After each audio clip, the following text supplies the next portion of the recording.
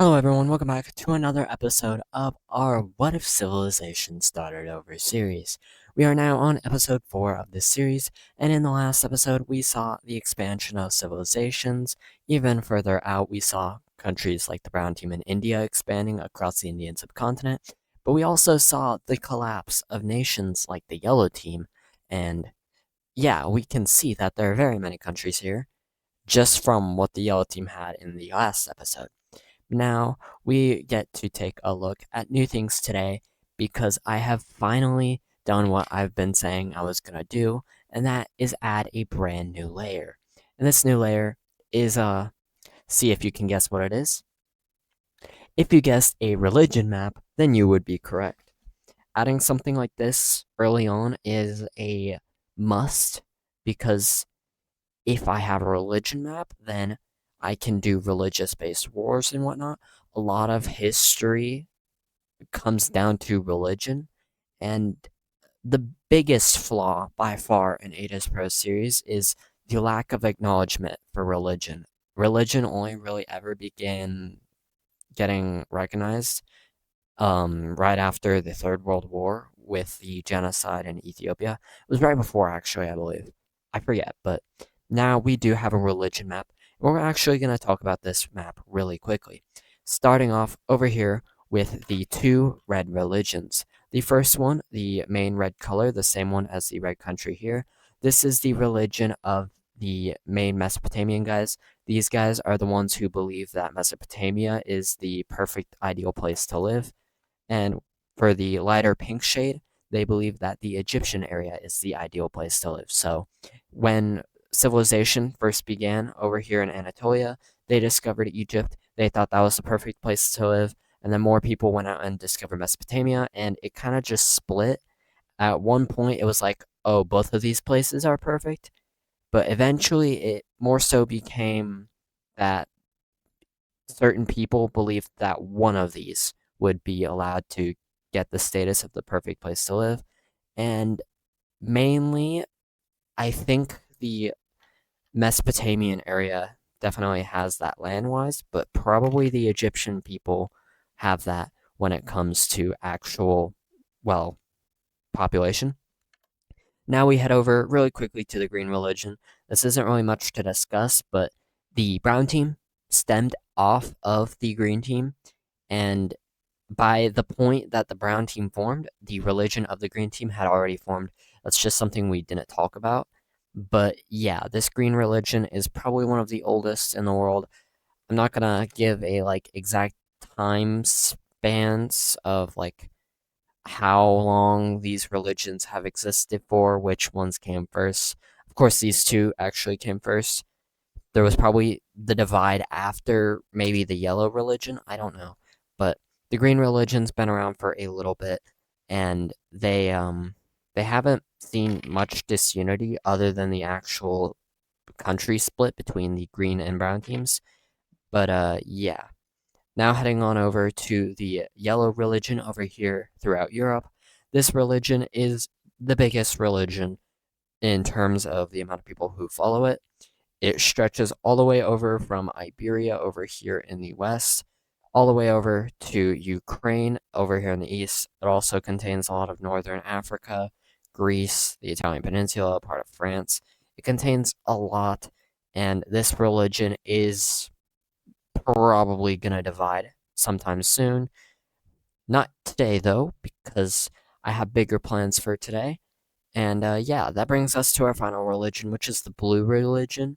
I tried to kind of base the religion colors off the country who founded it. Obviously, this is not maroon. I only did it to where it's not maroon because if it was maroon, it'd feel like there's a little too much red on this map because that just doesn't look good. And plus, the blue color probably won't be used because I used the light pink for that blue area where Egypt is, so might as well utilize it here instead. And yeah, I think that's about all I have to say for the religion map for now. We'll be coming back to this sometime soon. I don't know if that's going to be in this episode, the next one, who knows, but we're going to be coming back to that. But for now, we get to talk about these actual civilizations.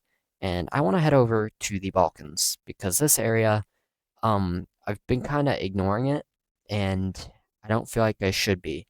And this area is definitely a lot more explored than I have shown here. And they probably explored up to the what's it called? The Carpathian Mountains over here in this Romanian area. They probably explored a little into the mountains. Now I think about it, and of course over here, this whole area has definitely been explored at this point. They know what's in this area, and we're probably gonna see a lot of these countries expanding. And it's almost at the point where I want to start drawing in pencil borders, but I don't know quite yet because if I do that, then I'm kind of committing to making all these borders not so round, and I feel like I should wait a little longer. I feel like I should wait till after this ancient era is over, which is probably going to be at the end of this episode. Probably, I don't know quite yet. Maybe. It depends on how far I'm able to get in this recording, which might be far, might not be. Anyways, heading back on over to the Balkans. First up, we're going to see this weird Albanian kind of thing expanding upwards. Soon after, this Bulgarian thing will expand, and they're gonna kind of impede on all this land. These guys are kind of similar to the red team in how they want to rule a lot, and they might be getting away with that, at least in their area for now. This pink country, light pink country at least, will kind of just follow this border. They don't want to claim the mountain land, but they also don't really want to have much a border with other countries because they're kind of isolationist in a way. Not that you can really be isolationist at this time, you kind of have to interact with your neighbors. Otherwise, then what's the point of anything? Trade is definitely a thing at this point. It's been going on since the beginning of civilization here. It just hasn't been represented. And we're probably going to see trade routes emerging in the next episode, if I want to say.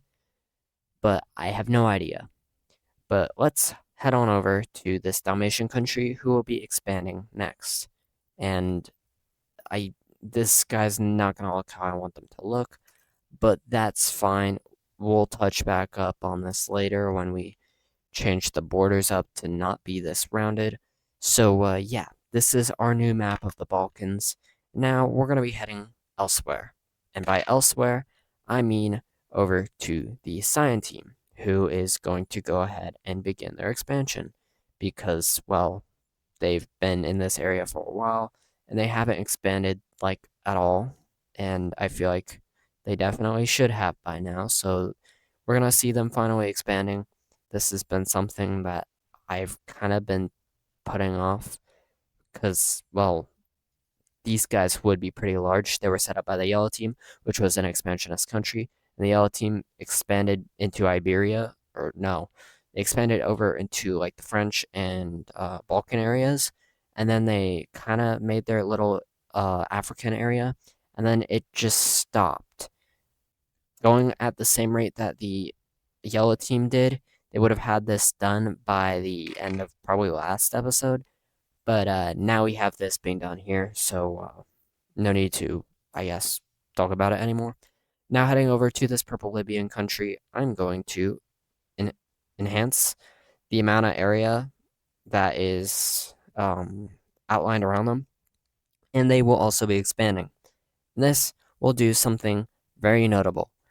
It will link Africa very far in, and it kind of links back the religions in a way, because this is kind of coming full circle. The Yellow Team religion is the largest religion, and now it's gonna kind of combine a little bit with both of these other religions here, and we're gonna have to see how that, I guess, constitutes what happens with these main contributors, the Yellow Team, the Cyan Team in a way as well, and then the Blue Team and the Red Team.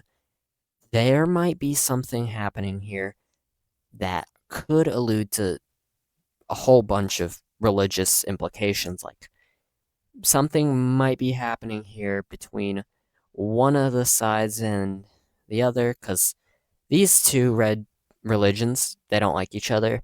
If they get the yellow team's favor, then maybe they can kind of gang up on that other religion. Who knows? This is the ancient era.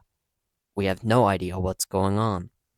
So, this might be hinting at something, but this something's probably not going to happen for a while, given the time, once again. But yeah, let's head on over to Morocco, which is kind of the same region, kind of not, but we're going to continue the exploration here because these guys have definitely been exploring. These guys derive from the Lime team, so they're expansionists by heart, and we're going to see them quickly expanding along the coastline here, but they're also going to expand up into this area of Algeria here. And at this point, they're going to link up with the Cyan team as well, which at this point now means there is a connection between every single country in the world. Not a single country is borderless. I mean, the second we get an island country, that changes, but we're probably not going to have an island country for a little bit now. So let's ignore what I just said and head over to the Mesopotamian region because we're going to see these two Anatolian kind of countries expanding. First, this blue one will be expanding up into this area here. They're kind of locked away, and I'm going to change their border here to make them look better. So yeah, these guys will look like this. We're going to see their northern counterpart looking something like this. And I feel like these borders suit these two. These two are pretty irrelevant, but I mean, might as well make their borders look cool if they aren't cool themselves. And of course, the rest of this will be going over to the red team. Actually, scratch that. A large chunk of it will be going over to the red team, whereas we're going to see a small amount of this becoming yet another new country. It can be this color. New color just dropped. And yeah, we now have 3 Anatolian countries. At this point, the red team is still continuing on its expansion. They're going to go ahead and fully begin to wrap around the Yemeni coast, as now, at this point, they have no reason not to. They're running out of places to explore and expand into, so, I mean, why not take it over? I mean, it's the only, I guess, land of value that you can take. Otherwise, then you're kind of stepping into really foreign lands. And then that's how you make another green team, blue team, orange team, yellow team happen. They're just going to break away if you expand too far out. So you don't really want to do that. And it's kind of a risk even doing this in southern Arabia because these guys are pretty far out. And of course, there are already tribes here, as we discussed with the Indian stuff in the last episode. So, yeah. Also, at this point, this area in Arabia is fully explored. And probably the Caucasus Mountains are probably met up here too. So this is probably what this looks like. Over here, the pink team's definitely discovered all this. They've probably explored further north as well, so we're going to acknowledge that here as well. Heading over to the brown team, they've definitely discovered the entire Danish peninsula. They've probably made a landing in England at this point. And yeah, we're probably looking at this with the exploration around. Did I call them the brown team? I might have. The maroon team. Sorry. But yeah, at this point, we're going to see Europe slowly beginning to get uncovered. This is not the brown team. I almost said it again. But yeah, the maroon country will kind of lead this exploration. Of course, everywhere but the Alps. I don't know exactly where it lies, but I'm just going to do this, leaving this for now, because that's certainly where the Alps are. But how far out they go in that area, I have no idea. Now, we're going to head over to the Indian subcontinent because this brown team is going to be splitting into multiple. And first, they're going to try to expand into this area that I've said multiple times is really hard for them to expand into. This area at this point is fully explored, but yeah, no, you don't want to try and take that over because then you see these tribal areas revolting. Then you see your own people revolting because why not? Might as well. And at this point, you have lost your eastern coast. Great. And the brown team is kind of looking at themselves and they're pretty sad. But now we get to talk about water exploration once again, and I kind of updated this at the end of the video last time, but might as well go back over it. Over here in Mesopotamia, I definitely didn't. But yeah, we see some things happening here. More specifically, we see that the northern coast of Somalia is not about, just not what it looks like. And yeah, heading over to the western coast of Africa, we see that the Canary Islands are being explored, and as well as this, the Bay of Biscay is fully explored, as well as the entire southern coast of England and a lot of the eastern coast of England. As well as this, they know about the Scandinavian kind of area, and the Baltic Sea is being explored at this point. So, yeah, that's full naval update map, and this is actually probably also fully explored at this point because of course the orange team's been working on that. So yeah, I think this is our fully updated map here. Maybe I might be missing something, but even then I'll probably see it in the next time I do this. So yeah, it's not relevant. But now we head over to Central Asia because it's exploration time. And the orange team has been working on this really hard. This is all they've been doing for quite a bit now. Because, I mean, what else are they supposed to do? They're trying to run away from the red team. And, I mean, I guess just exploring is a way to do that. But now they're going to begin to expand into this new territory. And eventually, they're going to get a little ambitious and they will try to expand into this area of Kazakhstan that I have no idea what it's called, but it's this coastal area of Kazakhstan that's along the Caspian Sea, kind of near the Russian area. It's the area I just colored in for the orange team, and eventually we're going to see this area revolting away from the orange country because, well, they are kind of being undermined by the rest of the orange country. And yeah, the orange country honestly probably doesn't care. So, yeah. Another thing that I should probably talk about is wars. We haven't seen, I don't think, a single war yet. I might be wrong. But if it was a war, it was probably barely a war. So let's see kind of a war. I mean, this is kind of going under the definition that I was using there before. But we're going to see a revolution over here in the Brittany region of the Maroon team. This rebellion is very interesting and very important because this rebellion is strong. The Maroon team is a very strong country, probably one of the strongest countries in their region, and they are no joke. But they're being pushed around here. These rebels, they mean business. And the kind of Dutch, Northern French guys, they're absolutely losing this war. And there's not really an explanation at first because they don't really understand it. Eventually, though, they will allow this country to gain its independence. Now, of course, we gotta talk about why on earth this country just gained its independence. Well, that's because of a very important material that is called bronze. Bronze is a alloy of tin and copper, I believe. I might be wrong. And this is, I guess, the pre-iron kind of gear for weapons and, I guess, warfare. And it's going to be used for the first time over here in Brittany by these few people because they obtained it. The Maroon country was too focused on exploring out into new areas, and they didn't really watch their technology because this area was gearing itself up, and then they kind of were the first to really rebel. All the rebellions we've seen so far are not really big. I mean, the collapse of the purple team was big, but they didn't really have much control in that. So if they didn't have much control, who would the rebels be fighting? Because the loyalists were all in this area that they ended up in, and otherwise the other countries were kind of just pushing them out of the land that they didn't have any control over.